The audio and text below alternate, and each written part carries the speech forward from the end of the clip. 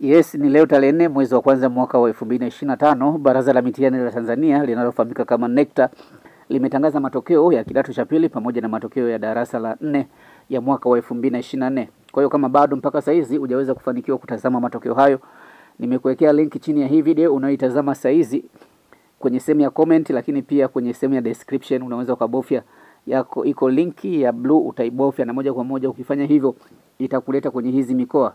Hizi ni mikoa zote za Tanzania bara. Ukishafanya hivyo, ukibofya linki ikakuleta hapa, utakuja kuchagua mkoa, shule unaotaka kuangalia iko kwenye mkoa gani.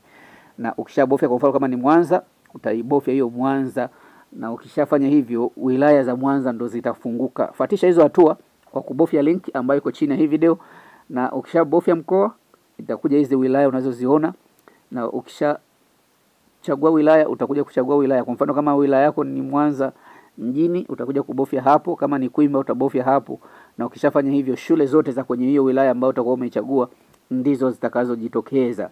Utaitafuta shule yako, na kwa kufanya hivyo ukishaipata utaibofya, na ukishaibofya utakuwa umefungua matokeo ya darasa la 4 ya mwaka wa 2024 ambayo yametangazwa leo tarehe 4 mwezi wa kwanza mwaka wa 2025.